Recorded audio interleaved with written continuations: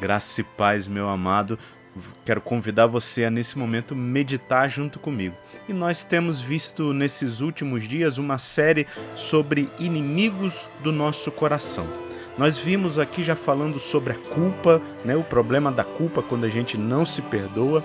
E hoje nós vamos falar sobre um outro problema, um outro inimigo do nosso coração, que é chamado a ira. A ira, veja bem, ela é um sentimento humano, só que quando ela toma lugar no nosso coração, ela pode se tornar pecado e até mesmo nos prejudicar grandemente. Então eu quero convidar você nesse momento a abrir a sua Bíblia comigo em Efésios. Nós vamos ler no capítulo 4, do verso 25 em diante. Você depois pode pausar esse vídeo ou logo depois que terminar, ler todo esse trecho. Mas eu quero frisar com você apenas 2 versos.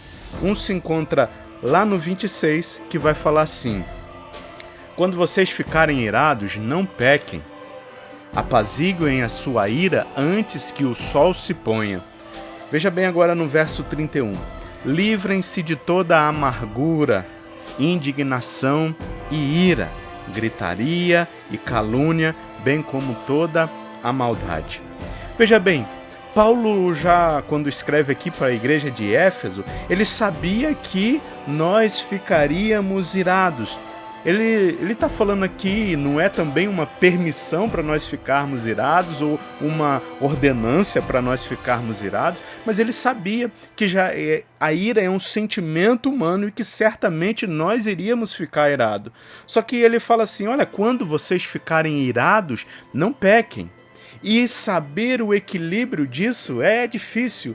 Nós ficarmos irados, mas não pecar, ou nas versões mais clássicas, ireis, mas não pequeis, isso que vai falar nesse verso.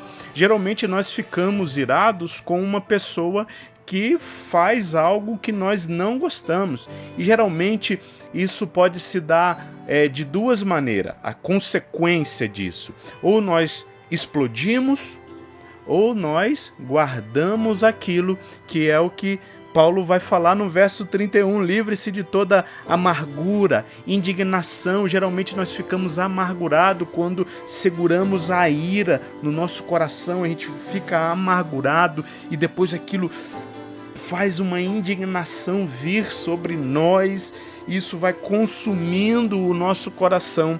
Mas Paulo, ele fala que, olha, livrem-se disso, porque Paulo já sabia que, além de ser um pecado, além de ser algo errado, é algo que nos consome e pode até nos adoecer fisicamente. Podemos até cair em depressão ou algo desse estilo por causa da ira, por causa da raiva, por causa de ficar guardando essas coisas no nosso coração. Nosso coração pode ser sufocado por essa erva daninha a ponto de não conseguir mais respirar, a ponto de não conseguir mais se livrar disso. E Paulo, ele traz aqui alguns direcionamentos do que nós devemos fazer. Olha, quando vocês ficarem irados, não pequem, apaziguem a sua ira antes que o sol se ponha. Esse apaziguem a sua ira, ele está dizendo, olha, fica o dia todo, até anoitecer. Ele está falando, se conserte. Ele está falando, olha, peça perdão, porque o caminho do perdão é um dos caminhos aonde a ira não vai achar lugar em nós, a amargura não vai achar lugar em nosso coração, onde nós ficaremos remoendo aquilo que passará por uma indignação. Eu indignado, e depois até uma trama, um ódio, e isso tudo vai acontecendo em cadeia, isso tudo vai acontecendo um após o outro, até gerar em nós um ódio e até mesmo talvez um espírito de vingança.